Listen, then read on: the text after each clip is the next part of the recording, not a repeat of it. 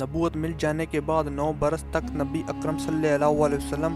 مکہ مکرمہ میں تبلیغ فرماتے رہے اور قوم کی ہدایت اور اصلاح کی کوشش فرماتے رہے،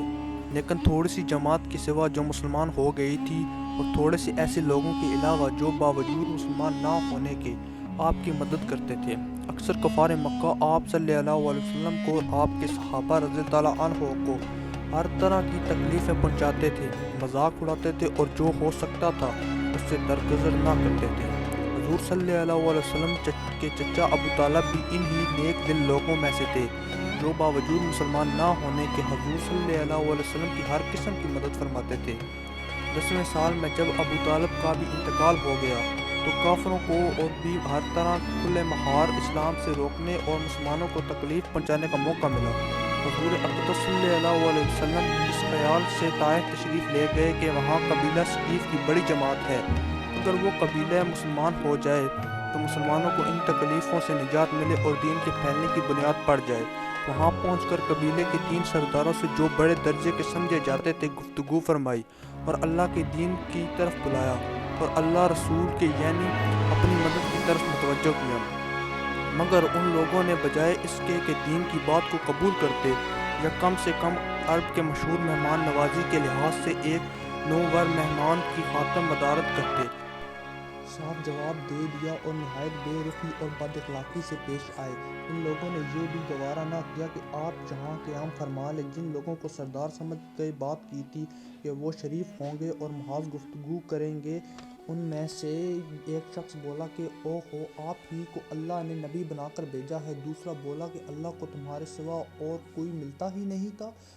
جس کو رسول بنا کر بھیجتے۔ تیسرے نے کہا میں تجھ سے بات کرنا نہیں چاہتا، اس لیے کہ اگر تو واقعی نبی ہے جیسا کہ دعویٰ ہے تو تیری بات سے انکار کر دینا مصیبت سے خالی نہیں، اور اگر جھوٹ ہے تو میں ایسے شخص سے بات کرنا ہی نہیں چاہتا۔ اس کے بعد ان لوگوں سے نا امید ہو کر حضور اکرم صلی اللہ علیہ وسلم نے لوگوں سے بات کرنے کا ارادہ فرما لیا کہ آپ تو ہمت اور استقلال کے پہاڑ تھے، مگر کسی نے بھی قبول نہ کیا، بلکہ بجائے قبول کرنے کے حضور صلی اللہ علیہ وسلم سے کہا کہ ہمارے شہر سے فوراً نکل جاؤ اور جہاں تمہاری چاہت کی جگہ ہو وہاں چلے جاؤ۔ حضور اکرم صلی اللہ علیہ وسلم جب ان سے مایوس ہو کر واپس جانے لگے تو ان لوگوں نے شہر کے لڑکوں کو پیچھے لگا دیا کہ آپ کا مذاق اڑائیں، تالیاں پیٹیں، پتھر ماریں، حتیٰ کہ آپ صلی اللہ علیہ وسلم کے دونوں جوتے خون کے جاری ہونے سے رنگین ہو گئے۔ حضور اقدس صلی اللہ علیہ وسلم اسی حالت میں واپس ہوئے۔ جب راستہ میں ایک جگہ ان شریروں سے اطمینان ہوا تو حضور صلی اللہ علیہ وسلم نے یہ دعا مانگی: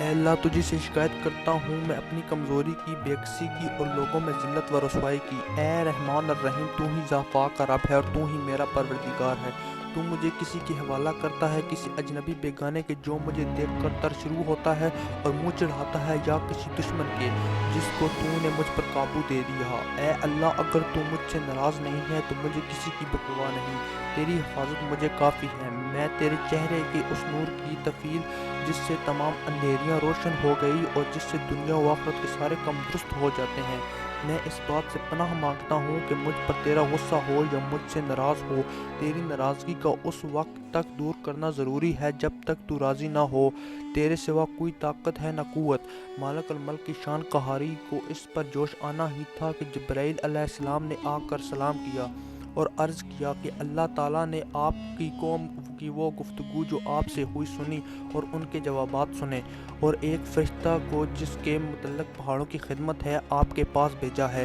کہ آپ جو چاہیں اس کو حکم دیں۔ اس کے بعد اس فرشتے نے سلام کیا اور عرض کیا کہ جو ارشاد ہو میں اس کی تعمیل کروں گا، اگر ارشاد ہو تو دونوں جانب کے پہاڑوں کو ملا دوں جس سے یہ سب درمیان میں کچل جائیں،